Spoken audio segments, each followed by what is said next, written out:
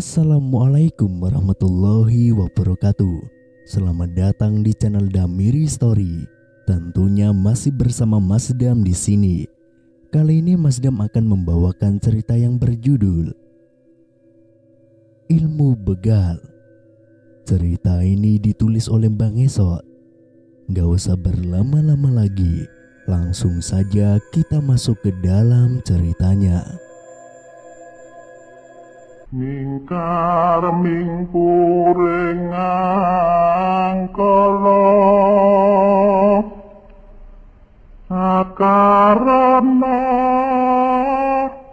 karena marti siwi.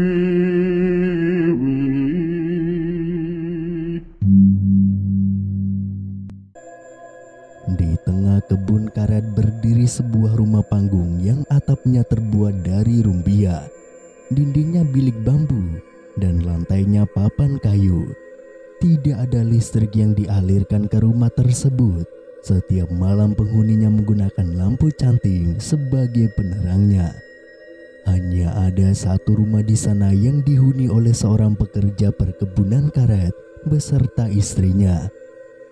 Malam itu seekor anjing hitam sedang tidur nyenyak di kolong rumah panggung. Namun tidurnya terusik saat mendengar suara jeritan Nurima, wanita yang sedang hamil besar. Jamal sang suami panik. Ia tahu kalau istrinya itu akan melahirkan. Terlalu beresiko kalau ia membawa istrinya menuju perkampungan. Satu-satunya cara adalah menjemput bidan dan membawanya ke rumah Jamal.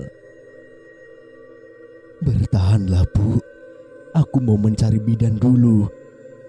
Jamal membaringkan istrinya di atas kasur butut yang sudah banyak tambalan. Nurima tidak bisa berkata apapun. Perutnya merasa perih seperti ditusuk puluhan pedang hingga menembus ulu hati. Air mata hangat menetes sedikit demi sedikit membasahi pipinya.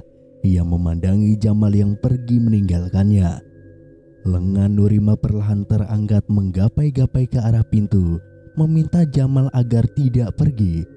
Nurima ditinggalkan sendirian, hanya ditemani lampu cantik dan suara jangkrik yang bersautan dengan erangan Nurima. Jamal menyalakan mesin motor bebeknya. Dia tancap gas, menerobos jalan setapak yang licin karena tadi sore hujan turun dengan sangat lebat. Motor keluaran tahun 2002 itu menerjang semak yang menjuntai di sisi jalan setapak. Kedua kaki Jamal harus menahan motor itu kalau sesekali ban belakangnya tergelincir. Akhirnya motor Jamal tiba di jalan aspal menuju perkampungan. Jalanan sepi, membentang pohon-pohon karet di pinggir jalan. Tidak ada satupun rumah warga yang dapat dijumpai di sana. Jangan harap ada lampu jalan. Hanya ada cahaya lampu motor Jamal dan cahaya bulan yang temaram. Jamal ngebut. Tubuhnya menggigil karena hanya mengenakan kaos tipis dan celana pendek selutut. Rambutnya yang ikal berayun-ayun diterpa angin. Sesekali ia mengusap kumis tebalnya. Matanya memicing. Ia fokus memperhatikan jalan. Dari kejauhan cahaya motornya menyinari seorang wanita yang terbaring di tengah jalan. Jamal mengerutkan dahi. Ia heran. Kenapa ada wanita tiduran di tengah jalan? Motor yang Jamal kendarai perlahan melambat dan akhirnya berhenti di depan wanita itu. Jamal turun dari motor, perlahan mendekati wanita tersebut dengan hati-hati. Namun tanpa Jamal duga, dari balik pepohonan muncul 3 orang lelaki berbadan besar. Mereka semua membawa parang dan juga menghampiri Jamal. "Serahkan kunci motornya." AB mengacungkan parang ke arah Jamal.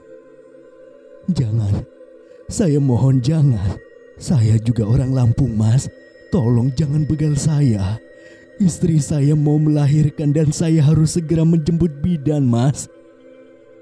Jamal mengangkat tangannya enggan menyerahkan kunci motor. AB lalu melirik temannya memberikan sebuah isyarat. 2 orang dari mereka memegangi tubuh Jamal. Jelas saja Jamal berontak. Ia menendang salah satu dari mereka dengan keras. Wanita yang tadi terbaring di jalan kini merampas kunci motor dari kantong celana Jamal. Karena jengkel melihat tingkah Jamal, AB menusukkan parang tepat di perut lelaki itu. Darah keluar dari mulut Jamal, matanya melotot. Ia tersungkur, kepalanya membentur aspal. Kedua tangannya memegangi parang yang menancap di perutnya hingga menembus punggung. Darah mengalir perlahan dari perutnya, membasahi aspal yang dingin itu. AB berboncengan dengan wanita tadi membawa motor Jamal, sedangkan dua orang lainnya mengeluarkan motor milik mereka yang disembunyikan di semak-semak. Sekarang nyawa Jamal hanya ada di tenggorokan, nafasnya satu-satu, hingga akhirnya ia tewas dengan menyedihkan. Tidak ada satu kendaraan pun yang melintas. Jamal seperti hewan yang dibunuh dan dibiarkan begitu saja di tengah jalan. Sementara itu di rumah panggung, Nurima tidak berhenti mengerang. Ia berusaha untuk mengeluarkan jabang bayi dari dalam perutnya, tapi usahanya sia-sia. Bayi itu tetap tidak mau keluar.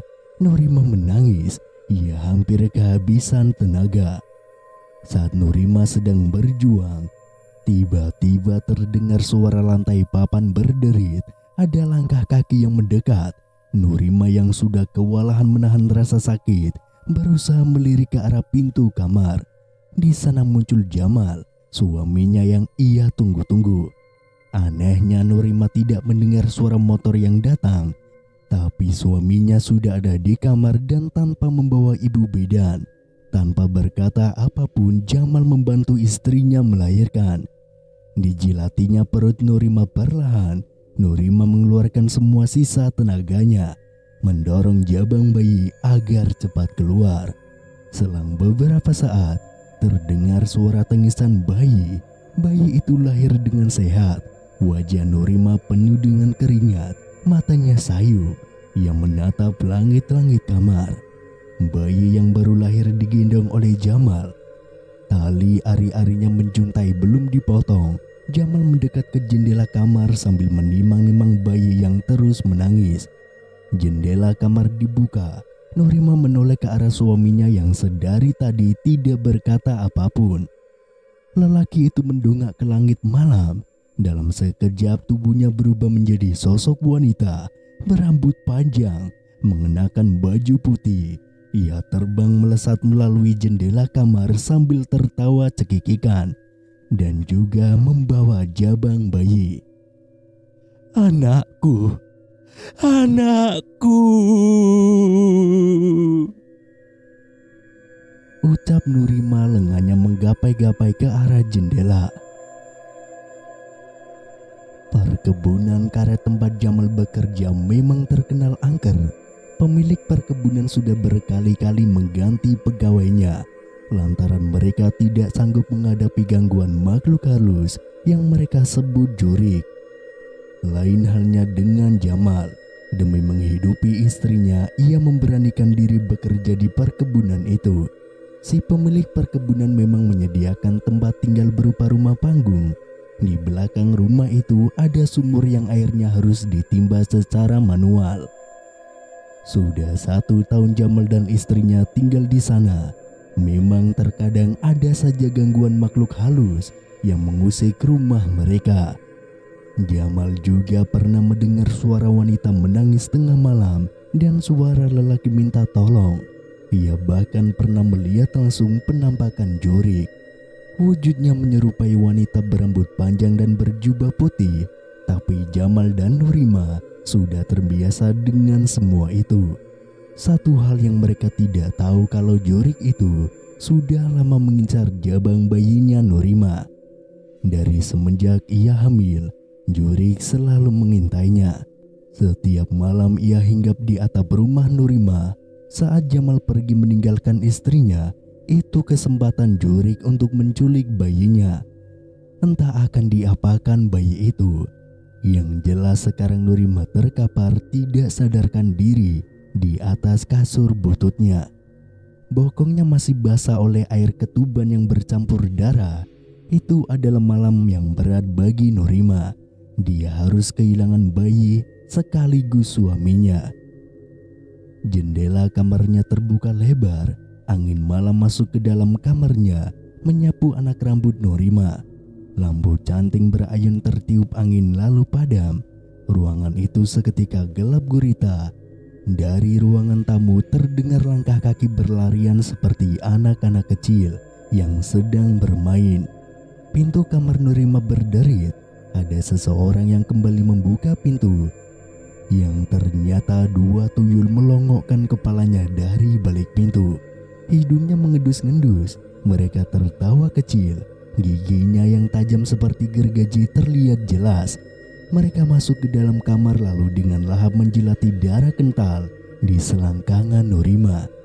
Tidak sampai di situ, tuyul itu juga menggerayangi tubuh Norima. Mereka mengisap darah melalui dada Norima. Perlahan mata Norima terbuka, sekelilingnya gelap. Ia berteriak saat merasakan ada sesuatu yang menggerayangi tubuhnya. Dua tuyul itu berhamburan melompat keluar jendela. Mulutnya penuh dengan bercak darah. Dada Norima terluka parah. Darah tidak henti mengucur. Ia bisa-bisa mati karena pendarahan. Sedangkan di tengah jalan, Jamal sudah terkapar tewas. Belum ada satu kendaraan pun yang melintas di sana. Mereka pasti sudah tahu kalau jalur ini adalah jalur merah yang rawan pembegalan. Hal itu memang benar. Setidaknya dalam 1 bulan ada 1 kasus pembegalan di sana. Dari kejauhan seekor anjing terlihat mendekat ke arah mayat Jamal. Mungkin saja dia mencium bau amis. Anjing itu menjilati rambut Jamal lalu menggonggong di tengah malam. Tapi tidak ada seorang pun yang mendengarnya.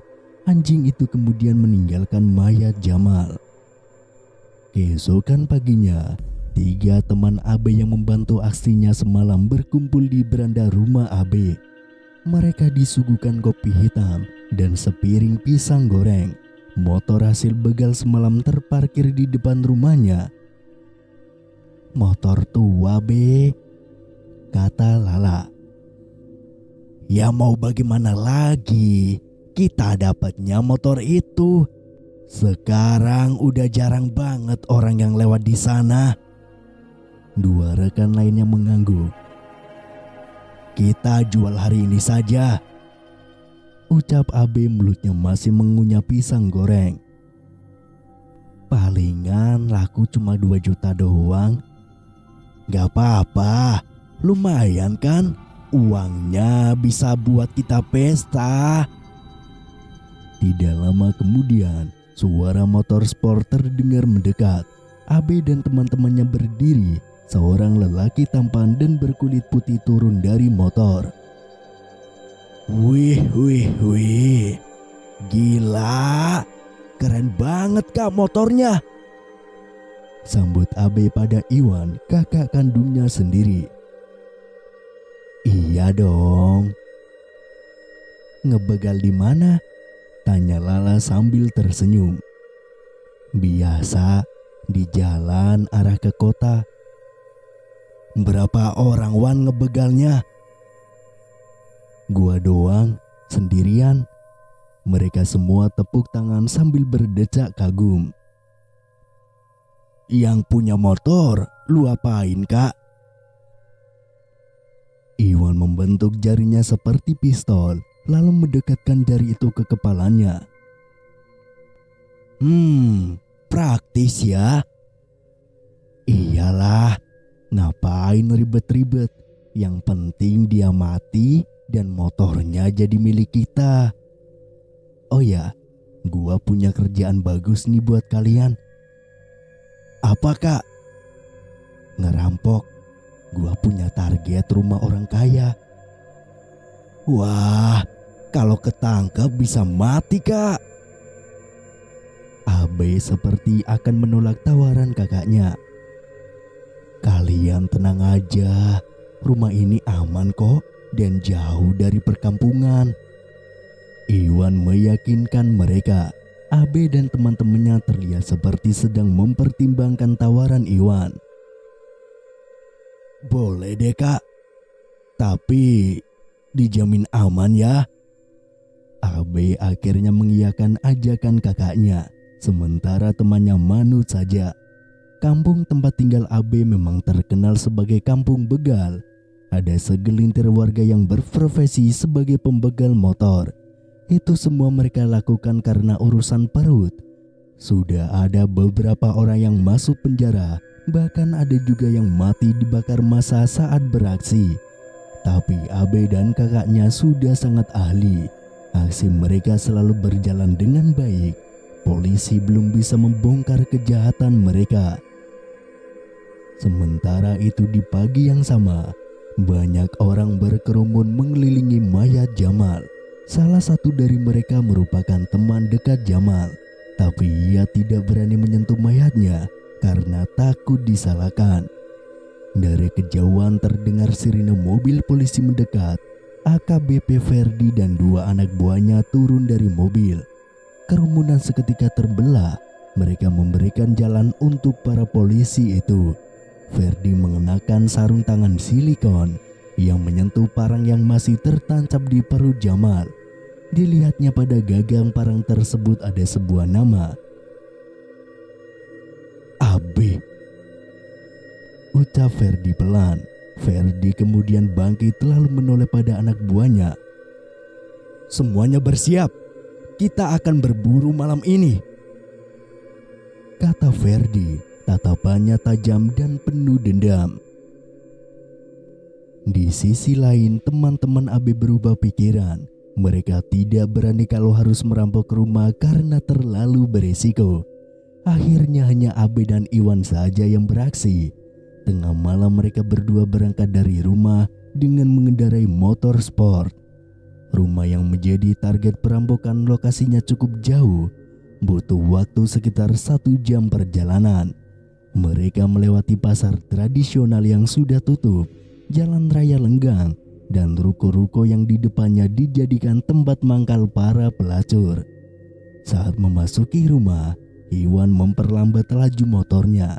Tepat di belakang rumah mewah bercat putih, mereka menghentikan motor lalu turun.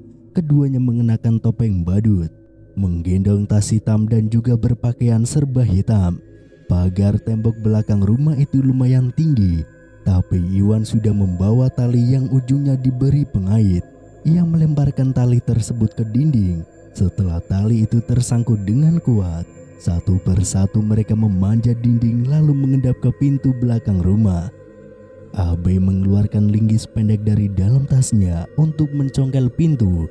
Perlahan tanpa terdengar si pemilik rumah, pintu berhasil dicongkel. Mereka masuk ke dapur. Di sana gelap. Lampunya sudah dimatikan oleh si pemilik rumah. Abe sedia golok di tangan kanannya. Sementara itu, Iwan menggenggam pistol, senjata favoritnya. Saat mereka sedang mengendap-endap, terdengar suara langkah kaki dari atas tangga. Lampu dinyalakan. Muncul seorang pembantu menuruni anak tangga. Iwan dan Abe bersembunyi di balik dinding. Abe kemudian membekap wanita itu dengan tisu yang sudah dibasahi oleh cairan obat bius. Wanita itu pun pingsan dalam beberapa detik saja tanpa ada perlawanan apapun. Abe dan Iwan masuk ke dalam kamar. Sepasang suami istri yang sedang tidur nyenyak tiba-tiba terbangun. Mereka panik, lalu mengangkat lengan saat Iwan menodongkan pistol ke arah mereka. Abe mengikat kedua kaki dan lengan mereka juga melakban mulutnya. Dengan leluasa, mereka menjarah seisi rumah, menggeledah lemari, merampas barang-barang berharga. Mereka menemukan uang tunai entah berapa jumlahnya, yang jelas sangat banyak. Uang itu dibungkus dengan amplop coklat. Iwan dan Abe tersenyum senang. Setelah tas mereka penuh, mereka bergegas kabur sebelum warga mengetahuinya. Iwan dan Abe berhasil keluar dari rumah tersebut, lalu memanjat kembali pagar belakang. Sayangnya, aksi mereka kepergok seorang lelaki yang sedang beronda. Ia langsung berteriak membuat Abe dan Iwan panik. Tanpa ragu Iwan menembakkan pistol ke arah lelaki tersebut. Peluru menembus dada kirinya. Lelaki itu tewas seketika. Kemudian Iwan mencoba menyalakan motornya. Sialnya, motor itu tidak mau menyala. Segerombolan anak muda berlari menghampiri mereka dengan membawa batu dan kayu. Anak-anak muda itu berteriak sehingga membangunkan warga lainnya yang sedang tertidur nyenyak. "Gimana nih, Kak?" "Berpencar, cepat!" Mereka meninggalkan motor. Iwan berlari ke arah barat, sedangkan Abe ke arah timur. Sebelum kabur, Iwan sempat menembakkan peluru terakhirnya ke arah gerombolan warga. Satu orang tertembak di bagian kaki. Bukannya takut, warga malah semakin geram dan menyerbu Iwan. Hingga 3 orang mengejar Abe, sementara sisanya mengejar Iwan. Mereka sangat marah pada Iwan. Abe termasuk paling beruntung. Ia berhasil bersembunyi di gorong-gorong pinggir jalan. Tidak ada warga yang menemukan persembunyiannya. Yang paling sial adalah Iwan. Ia tertangkap oleh warga. "Bangsat kau!" Seorang lelaki berparut buncit memukul kepala Iwan dengan pentungan hingga bocor. Darah membasahi rambut Iwan. Ia berteriak kesakitan sambil memegangi kepalanya. Tidak sampai di situ, pakaian Iwan dilucuti. Ia hanya mengenakan celana dalam. Warga juga mengikat lengan dan kakinya. Iwan kemudian dipukuli dengan balok dan kayu. Wajahnya bonyok, bibirnya pecah mengeluarkan darah. "Awas! Awas!" Seorang lelaki berjaket merah membawa sebotol bensin lalu mengguyurkan ke tubuh Iwan. Dan kemudian ia menyalakan korek api. "Ya, bakar saja! Bakar!" Sorak-sorak warga dengan nada penuh kebencian. Iwan mendongakkan wajah ke arah lelaki yang sedang menyalakan korek api. "Jangan! Ampun!" Suara Iwan keluar dari tenggorokannya parau. Batang korek yang sudah menyala itu dilemparkan ke tubuh Iwan. Seketika api membakar tubuhnya. Iwan seperti cacing mengamuk kesakitan sambil berteriak. Tidak ada satupun yang kasihan kepadanya. Mereka tersenyum puas melihat Iwan tewas dibakar hidup-hidup. Dari kejauhan Abe mengintip diam-diam. Ia menangis melihat kakaknya tewas terbakar. Abe akan selalu ingat wajah orang-orang yang membakar kakaknya itu. Ia berjanji akan membunuhnya dengan sadis, seperti ia membunuh kakaknya. Lain halnya yang terjadi di tengah perkebunan karet. Nurima sedang sedih atas kematian Jamal. Jasad Jamal dikuburkan di belakang rumah panggung. Nurima sang istri tidak mau meninggalkan perkebunan itu. Ia ingin menggantikan suaminya bekerja di sana. Setiap menjelang malam, Nurima menaburkan kembang di atas kuburan suaminya sambil menangis. Seperti yang ia lakukan malam ini, dengan hanya diterangi lampu canting, ia berziarah ke makam Jamal. Tidak ada doa yang dirapalkan Nurima. Ia hanya menangis dan menumpahkan kekesalannya. "Nurima!" Suara seorang lelaki tiba-tiba mengagetkannya.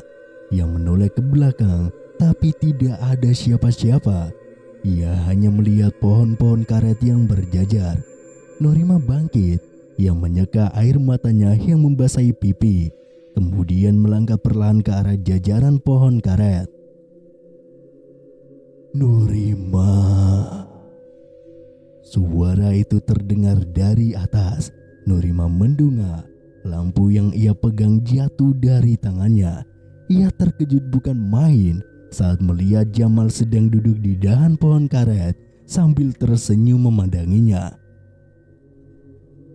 "Mas Jamal," ucap Nurima sambil mengerutkan dahi. Bersambung.